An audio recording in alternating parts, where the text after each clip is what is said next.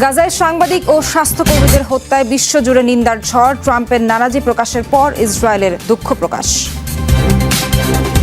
তাই আগ্রাসন বন্ধে জরুরি বৈঠক মুসলিম দেশগুলোর জোট ওআইসির। নেতানিয়াহুর গ্রেটার ইসরায়েল পরিকল্পনা রুখতে আন্তর্জাতিক সম্প্রদায়কে এগিয়ে আসার আহ্বান। অভিন্ন নদীতে চীনের বাঁধ নির্মাণের জবাবে মোদী সরকারের পাল্টা প্রকল্প। ক্ষুব্ধ অরুণাচলের বাসিন্দারা, অভিযোগ ডুববে 16টি গ্রাম। গাজার নাসের হাসপাতালে সাংবাদিক ও স্বাস্থ্যকর্মীদের উপর হামলায় বিশ্বজুড়ে উঠেছে নিন্দার ঝড়। তুরস্কের প্রেসিডেন্ট রিসেপ তাইপ এরদোগানের অভিযোগ, মানবতাকে ধ্বংস করছেন বেনিয়ামিন নেতানিয়াহু। ক্ষুব্ধ প্রতিক্রিয়ার পাশাপাশি এ ঘটনায় তদন্তের দাবি জানিয়েছে ফ্রান্স, ব্রিটেন ও জার্মানি। নাসের হাসপাতালের ঘটনায় খুশি নন বলে দাবি করেছেন মার্কিন প্রেসিডেন্টও। এদিকে চাপের মুখে হাসপাতালে হামলাকে দুর্ঘটনা আখ্যা দিয়ে দুঃখ প্রকাশ করেছে ইসরায়েল। গাজায় আগ্রাসন চলাকালে হামলার লক্ষ্যবস্তুতে পরিণত হচ্ছে একের পর এক সাংবাদিক। পরিসংখ্যান বলছে উপত্যকায় প্রায় 2 বছরের ইসরায়েলি বর্বরতায় দ্বিতীয় বিশ্বযুদ্ধের চেয়েও বেশি সংবাদকর্মীর প্রাণ গেছে। সবশেষ ভুক্তভোগী নাসের হাসপাতাল ও খান ইউনিসের 6 সংবাদকর্মী। মিডিয়া কর্মীদের উপর এমন বর্বরতায় ক্ষুব্ধ গোটা বিশ্ব। প্রতিপক্ষ তো বটেই, ইসরায়েলের মিত্রদের অনেকেই নাসের হাসপাতালে সাংবাদিক ও স্বাস্থ্যকর্মীদের উপর হামলার নিন্দায় সরব হয়েছেন। নাসের হাসপাতালে ইসরায়েলি হামলাকে যুদ্ধাপরাধ আখ্যা দিয়েছে তুরস্ক। President Recep Tayyip Erdogan Netanyahu প্রশাসনকে বিকৃত মস্তিষ্কের আখ্যা দিয়ে করেছেন তীব্র সমালোচনা। Bugün Gazze'deki নাসের হাসপাতালে ইসরায়েলের নৃশংস হামলায় 5 সাংবাদিক শহীদ হয়েছেন। মানবতা বলতে যা কিছু রয়েছে তা ধ্বংস করার জন্য বিকৃত মস্তিষ্কের নেতানিয়াহু সরকার বিরতিহীনভাবে গাজায় হামলা চালিয়ে যাচ্ছে। ne varsa yok etmek için সামাজিক মাধ্যমে দেওয়া পোস্টে সাংবাদিক, স্বাস্থ্যকর্মী ও বেসামরিকদের ওপর হামলাকে অসহনীয় আখ্যা দিয়ে তেল আবিবকে আন্তর্জাতিক আইন মেনে চলার আহ্বান জানিয়েছেন ফ্রান্সের প্রেসিডেন্ট ইমানুয়েল ম্যাক্রন। ক্ষোভ ঝেড়ে অবিলম্বে গাজায় যুদ্ধবিরতির দাবি জানিয়েছে যুক্তরাজ্য, স্বাধীন তদন্ত চায় জার্মানি। সাংবাদিকদের প্রশ্নের জবাবে নাসের হাসপাতালে হামলা সম্পর্কে অবগত নন বলে মন্তব্য করার পরে অবশ্য মার্কিন প্রেসিডেন্ট ডোনাল্ড ট্রাম্প দাবি করেছেন এই ঘটনায় তিনি খুশি নন। আমি এতে খুশি নই। আমি এমনটা দেখতে চাই না। আমাদের এই পুরো দুঃসময়ের অবসান ঘটাতে হবে। ব্যাপক চাপের মুখে দুঃখ প্রকাশ করেছে ইসরায়েলের প্রধানমন্ত্রী বেনিয়ামিন নেতানিয়াহু। নাসের হাসপাতালে হামলাকে দুর্ঘটনা আখ্যা দিয়ে দাবি করেছেন এরই মধ্যে শুরু হয়েছে তদন্ত। সাংবাদিক, স্বাস্থ্যকর্মীদের জীবনের মূল্য দেয় ইসরায়েল, এমন দাবি তার। গাজায় ইসরায়েলি হামলায় গণমাধ্যম কর্মী নিহতের ঘটনায় নিজের পরিচয়পত্র ভেঙে প্রতিবাদ জানালেন রয়টার্সের এক সাংবাদিক। বার্তা সংস্থাটির কর্মী ভ্যালেরি জিঙ্ক নিজের আইডি কার্ড ভেঙে ইস্তফা দেন। ভাঙা আইডির ছবি ফেসবুকে পোস্ট করেন ক্যানাডিয়ান সাংবাদিক। জানান, সহকর্মীদের নির্মম মৃত্যু সত্ত্বেও ইসরায়েলের পক্ষ নিয়েছে রয়টার্স। তারই প্রতিবাদে প্রতিষ্ঠানটির সাথে আর কাজ করতে চান না তিনি। জিঙ্ক 8 বছর ধরে চুক্তিভিত্তিক সাংবাদিক হিসেবে কাজ করছিলেন রয়টার্সে। সম্প্রতি নিহত সাংবাদিক আনাস আল শরীফ একসময় রয়টার্সের হয়ে পুলিৎজার এনে দিলেও তার মৃত্যুতে কোনো রকম প্রতিবাদ জানায়নি সংস্থাটি, বরং তাকে হামাসের সদস্য ও সন্ত্রাসী আখ্যা দিয়ে প্রতিবেদন প্রকাশ করা। গাজায় বর্বরতার মাত্রা বাড়িয়েই চলেছে ইসরায়েল। সোমবার উপত্যকা জুড়ে ব্যাপক হামলা চালিয়েছে আইডিএফ। গত 24 ঘন্টায় তেল আবিবের বর্বরতায় প্রাণ গেছে 89 জনের, যার মধ্যে নাসের হাসপাতালে 2 দফায় চালানো হয়েছে আগ্রাসন। এতে 5 সাংবাদিক সহ নিহত হয়েছেন কমপক্ষে 21 ফিলিস্তিনি। এদিকে খান ইউনিসে আরও এক সাংবাদিককে গুলি করে হত্যা করেছে ইসরায়েলি সেনারা। প্রায় 2 বছরের আগ্রাসনে গাজায় প্রাণহানি 62,800-রও বেশি। এর মধ্যে গত মার্চে যুদ্ধবিরতি চুক্তি ভেস্তে যাওয়ার পর এ পর্যন্ত 10,900 মানুষকে হত্যা করেছে নেতানিয়াহু সেনারা। 2 বছরে আহত হয়েছে প্রায় 1,60,000 ফিলিস্তিনি। লেবাননে ইসরায়েলের আগ্রাসন বন্ধ না হওয়া পর্যন্ত অস্ত্র ছাড়বে না হিজবুল্লাহ। টেলিভিশনে দেয়া ভাষণে এ দাবি করেছেন সংগঠনটির প্রধান নাইম কাশেম। তার অভিযোগ, ইসরায়েল ও যুক্তরাষ্ট্রের নির্দেশ বাস্তবায়নে লেবাননের বর্তমান সরকার আমরা সেই অস্ত্র ত্যাগ করব না যা আমাদের সম্মানিত করেছে, যা আমাদের শত্রুর হাত থেকে রক্ষা করে। আমরা ইসরায়েলকে আমাদের দেশে অবাধে ঘোরাফেরা করতে দেব না। আমাদের ভূমি থেকে শত্রুকে বিতাড়িত করুন, আগ্রাসন বন্ধ করুন, বন্দীদের মুক্তি দিন এবং দেশ পুনর্গঠন শুরু করুন। এটি রোডম্যাপ। তারপর প্রতিরক্ষা কৌশল নিয়ে আলোচনা করতে আসুন। গাজায় আগ্রাসন বন্ধে জরুরি বৈঠক করল মুসলিম দেশগুলোর জোট ওআইসি সদস্যরা। সৌদি আরবের জেদ্দায় উপস্থিত হন তুরস্ক, ইরান, পাকিস্তান, বাংলাদেশ সহ সদস্য রাষ্ট্রের প্রতিনিধিরা। অবিলম্বে ত্রাণ প্রবেশে বাধা তুলে দুর্ভিক্ষ পরিস্থিতি নিয়ন্ত্রণের তাগিদ দেওয়া হয়। একই সাথে নেতানিয়াহুর গ্রেটার ইসরায়েল পরিকল্পনা রুখতে আন্তর্জাতিক সম্প্রদায়কে এগিয়ে আসার জোর আহ্বান আসে বৈঠকে। গাজায় কমছেই না ইসরায়েলি নারকীয়তা। নির্বিচার হামলার পাশাপাশি অভুক্ত রেখেও ফিলিস্তিনিদের হত্যা করছে নেতানিয়াহু প্রশাসন। এ পরিস্থিতি মোকাবেলায় সৌদি আরবে একত্রিত হয়েছে মুসলিম দেশগুলো। সোমবার গাজা ইস্যুতে জেদ্দায় অনুষ্ঠিত হচ্ছে মুসলিম জোট ওআইসির জরুরি বৈঠক, যাতে অংশ নিয়েছে তুরস্ক, ইরান, পাকিস্তান, বাংলাদেশ সহ সদস্য দেশগুলোর পররাষ্ট্র ও উপপ্রধানমন্ত্রীরা। বৈঠকে নেতানিয়াহুর গ্রেটার ইসরায়েল পরিকল্পনার সমালোচনা করেন তুর্কি পররাষ্ট্রমন্ত্রী। বলেন, বেপরোয়া ইসরায়েলি প্রধানমন্ত্রীকে এখনই থামানো না গেলে পুরো বিশ্বে ছড়াবে বর্বরতা। শুধু ফিলিস্তিনকে ধ্বংস করে থামবে না ইসরায়েল। সিরিয়া, লেবানন, ইরানে চালানো হামলা ইঙ্গিত দেয় নেতানিয়াহু মধ্যপ্রাচ্যে অস্থিতিশীলতা তৈরি করতে চান। তার বেপরোয়া আচরণ থামানো না হলে বিশ্বব্যাপী ছড়াবে বর্বরতা। চলমান আগ্রাসনের বিরুদ্ধে মুসলিম বিশ্বকে ঐক্যবদ্ধ হওয়ার আহ্বান জানাই। ফিলিস্তিনের পক্ষে আন্তর্জাতিক সম্প্রদায়কে আরো দৃঢ় অবস্থান নেয়ার আহ্বান জানিয়েছে সৌদি আরব। দাবি, নির্মমতার সব মাত্রা অতিক্রম করে ফেলেছে ইসরায়েল। গাজায় আন্তর্জাতিক ও মানবাধিকার লঙ্ঘন করে নারকীয়তা চালাচ্ছে ইসরায়েল। নিরপরাধ বেসামরিক ফিলিস্তিনিদের ওপর দখলদারদের আগ্রাসন নির্মমতার সকল মাত্রা ছাড়িয়েছে। উপত্যকায় ত্রাণ প্রবেশের জন্য ইসরায়েলি অবরোধ তুলতে হবে। সেটি কার্যকরে আন্তর্জাতিক সংস্থাগুলোকে জোরালো আহ্বান জানাচ্ছি। গাজার পাশাপাশি দখলকৃত পশ্চিম তীরেও আগ্রাসন বন্ধের উপায় খোঁজে ওআইসিভুক্ত দেশগুলো। নতুন বসতি স্থাপনের পরিকল্পনার জোর বিরোধিতা করেছেন মুসলিম নেতারা। ইহুদিদের ওপর হামলায় মদদ দেওয়ার অভিযোগে ইরানের সাথে কূটনৈতিক সম্পর্ক ছিন্ন করার ঘোষণা দিয়েছে অস্ট্রেলিয়া।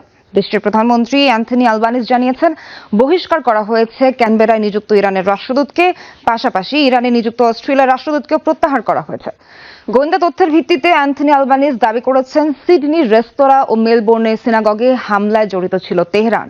এই ঘটনার জেরে ইরানের বিপ্লবী গার্ড বাহিনী IRGC-কেও সন্ত্রাসী তালিকাভুক্ত করার ঘোষণা দিয়েছে Australia. ASIO now assesses the Iranian government directed at least 2 অরুণাচলে বাঁধ নির্মাণ ঘিরে তোপের মুখে মোদী সরকার। দুদেশের অভিন্ন নদীতে সবচেয়ে বড় বাঁধ তৈরি করছে চীন, যার জবাব দিতে পাল্টা পরিকল্পনা হাতে নিয়েছে ভারতও। কিন্তু অরুণাচলের বাসিন্দাদের অভিযোগ, এতে ডুববে অন্তত 16টি গ্রাম। কেন্দ্রীয় ও রাজ্য সরকারের উপর ক্ষুব্ধ তারা। বাঁধ ইস্যুতে জরিপে গেলে হামলার শিকার হন রাষ্ট্রায়ত্ত জলবিদ্যুৎ কেন্দ্রের কর্মকর্তারা। তিব্বতে ইয়ারলুং জাম্পো নদীর উপর বিশ্বের সবচেয়ে বড় জলবিদ্যুৎ বাঁধ তৈরি করছে চীন। ভারতের শঙ্কা, বাঁধের কারণে শুষ্ক মৌসুমে পানি প্রবাহ কমতে পারে 85% পর্যন্ত। তাই অরুণাচলে পাল্টা বাঁধ নির্মাণের পরিকল্পনা করছে নয়াদিল্লি। কেন্দ্রীয় সরকারের আপার সিয়াং বাঁধ নির্মাণের প্রকল্পকে অবশ্য ভালোভাবে নেয়নি অরুণাচলের বাসিন্দারা। তাদের শঙ্কা, নদীর জলপ্রবাহ নিয়ন্ত্রণ করা হলে অন্তত 16টি গ্রাম ডুবতে পারে। ধারণা, বাঁধ বিপদে ফেলবে লাখের বেশি মানুষকে। আমরা ধান, এলাচ চাষের পাশাপাশি উৎপাদন করি কাঁঠাল আর নাশপাতি। তা দিয়ে আমাদের পরিবার চলে, সন্তানদের লেখাপড়া হয়। আমরা মৃত্যুর আগ পর্যন্ত বাঁধের বিরুদ্ধে লড়ব। বাঁধ নির্মাণের আগেই অরুণাচলের পারং গ্রামে জরিপ করতে যায় কর্তৃপক্ষ। এ সময় ভারতের রাষ্ট্রায়ত্ত জলবিদ্যুৎ কোম্পানির যন্ত্রপাতি ভাঙচুর করে ক্ষুব্ধ জনতা। কাছের একটি সেতুতেও হয় সংঘর্ষ, লুটপাট চালানো হয় পুলিশের তাঁবুতে। নৃগোষ্ঠী অধ্যুষিত এই এলাকার মূল পেশায় কৃষিকাজ। সরকার যদি জোর করে সিয়াং নদীর ওপর বাঁধ নির্মাণ করতে চায়, তাহলে অরুণাচল প্রদেশের মানচিত্র থেকে মুছে যাবে নৃগোষ্ঠীদের অস্তিত্ব। এই উপত্যকার মানুষকে অন্য কোথাও পুনর্বাসনের কোনো সুযোগ নেই। স্থানীয়দের বিরোধিতা সত্ত্বেও বাঁধ নির্মাণের পক্ষে রাজ্য সরকারের অবস্থান। মুখ্যমন্ত্রীর দাবি, বন্যা মোকাবেলা ও পানি নিরাপত্তা নিশ্চিতে ড্যাম নির্মাণ জরুরি। এতে যেসব পরিবার জমি হারাবে তাদের ক্ষতিপূরণ দেওয়ার সিদ্ধান্ত নেওয়া হয়েছে বলেও জানান তিনি। ইয়ারলুং জাপো নদীটির উৎস তিব্বতের আংশি হিমাবহে, যা ভারতে অরুণাচল প্রদেশে সিয়াং হিসেবে পরিচিত। আসাম হয়ে নদীটি বাংলাদেশে প্রবাহিত হয়েছে, যা ব্রহ্মপুত্র নদ নামেই পরিচিত। 3 দেশের প্রায় 1 কোটি মানুষের পানি সরবরাহ নিশ্চিত করে এই নদীটি। শঙ্কা, ভূমিকম্প প্রবণ তিব্বত ও অরুণাচলে বড় বাঁধ নির্মাণ নিচু অঞ্চলের জন্য সৃষ্টি করতে পারে বড় ধরনের ঝুঁকি। যুক্তরাষ্ট্রে ওয়াশিংটন ডিসিতে মোতায়েন করা ন্যাশনাল গার্ড সেনাদের এখন দেখা যাচ্ছে অস্ত্র হাতে। এ মাসের শুরুতে আগ্নেয়াস্ত্র বহন না করলেও রোববার থেকে মিলেছে পিস্তল ও রাইফেল বহনের অনুমতি। আরও 19টি রাজ্যে অন্তত 1700 গার্ড সেনা মোতায়েনের সিদ্ধান্ত নিয়েছে ট্রাম্প প্রশাসন। শিকাগো, নিউ ইয়র্ক সিটিতেও এসব সেনা মোতায়েনের কথা ভাবছেন মার্কিন প্রেসিডেন্ট ডোনাল্ড ট্রাম্প। অবৈধ অভিবাসন বিরোধী অভিযানে সহায়তার জন্যই শহরগুলোতে মোতায়েন করা হচ্ছে ন্যাশনাল গার্ড সদস্য। সম্প্রতি আরও 19টি রাজ্যে ন্যাশনাল গার্ডের সদস্যদের মোতায়েনের সিদ্ধান্ত নিয়েছে মার্কিন প্রশাসন। এসব রাজ্যে নিযুক্ত হবে অন্তত 1700 সেনা। উদ্দেশ্য অবৈধ অভিবাসন নিয়ন্ত্রণ এবং অপরাধ দমন কার্যক্রমে সহায়তা। মূলত রিপাবলিকান নিয়ন্ত্রিত রাজ্যগুলোতেই রয়েছে এসব ন্যাশনাল গার্ড সেনা মোতায়েনের পরিকল্পনা। এর মধ্যে রয়েছে টেক্সাস, আরকানসাস, ফ্লোরিডা, জর্জিয়া, ইন্ডিয়ানার মতো রাজ্যগুলো। অভিবাসন ও কাস্টমস বিভাগ আইসের কার্যক্রমে সহায়তার লক্ষ্যেই তাদের মাঠে নামানো হচ্ছে বলে দাবি ট্রাম্প প্রশাসনের। আইসের অভিবাসন বিরোধী অভিযান শুরুর পর থেকে বিভিন্ন স্থানে ন্যাশনাল গার্ড সেনা মোতায়েন করে আসছে ট্রাম্প প্রশাসন। চলতি মাসের শুরুতে ওয়াশিংটন ডিসি এবং 6টি রাজ্যে মোতায়েন করা হয় প্রায় 2300 সেনা। এতদিন তারা আগ্নেয়াস্ত্র বহন না করলেও রোববার ওয়াশিংটন ডিসির রাস্তায় এসব সেনাদের হাতে অস্ত্র দেখা যায়। কারো হাতে ছিল পিস্তল, কারো হাতে রাইফেল। প্রতিরক্ষা বিভাগের এক কর্মকর্তা জানিয়েছেন, ওয়াশিংটনের কিছু ইউনিটকে নির্দিষ্ট এসব মিশনে অস্ত্র বহনের অনুমতি দেওয়া হয়েছে। ট্রাম্পের ভাষ্য অনুযায়ী রাজধানীতে বেড়ে চলা অপরাধ দমনেই এমন সিদ্ধান্ত। ন্যাশনাল গার্ড ও পুলিশকে ধন্যবাদ জানাই, যারা সত্যি এই শহরকে নিরাপদ রাখছেন। মাত্র 9 দিনের মধ্যে ওয়াশিংটন ডিসিতে সহিংস অপরাধ কমেছে 35%, আর ডাকাতির ঘটনা কমেছে 50%-র বেশি। এটা সত্যি বড় পরিবর্তন, কারণ সবাই কঠোর পরিশ্রম করছে। সাধারণত ন্যাশনাল গার্ড সেনারা নির্দিষ্ট কিছু পরিস্থিতিতে আগ্নেয়াস্ত্র বহন করে থাকেন, যেমন জরুরি নিরাপত্তা ব্যবস্থা, অপরাধ দমন অভিযান কিংবা ফেডারেল নির্দেশনায় বিশেষ মিশন। স্থানীয় প্রশাসন বা প্রতিরক্ষা বিভাগের অনুমতি ছাড়া স্বাধীনভাবে অস্ত্র বহন করতে পারেন না তারা। কয়েকটি সূত্র বলছে, ডেমোক্র্যাট নিয়ন্ত্রিত কয়েকটি শহরেও ন্যাশনাল গার্ড সেনা মোতায়েনের কথা ভাবছেন মার্কিন প্রেসিডেন্ট, যার মধ্যে রয়েছে শিকাগো ও নিউ ইয়র্ক সিটি। বন্ধকে ঋণ আপিলে অনিয়মের অভিযোগে যুক্তরাষ্ট্রের কেন্দ্রীয় ব্যাংক ফেডারেল রিজার্ভের গভর্নর লিসা কুককে বরখাস্ত করেছে মার্কিন প্রেসিডেন্ট ডোনাল্ড ট্রাম্প। ঋণ আবেদনের নথিতে ভুয়া তথ্য দেওয়ার অভিযোগে এই সিদ্ধান্তের ঘোষণা দেন মার্কিন প্রেসিডেন্ট। মঙ্গলবার ব্রিটিশ সংবাদ মাধ্যম বিবিসি এর প্রতিবেদনের বরাতে জানা যায় তথ্য। এ বিষয়ে নিজের ব্যক্তিগত সোশ্যাল হ্যান্ডেল ট্রুথ সোশ্যালে লিসাকে উদ্দেশ্য করে একটি পোস্ট দেন ট্রাম্প।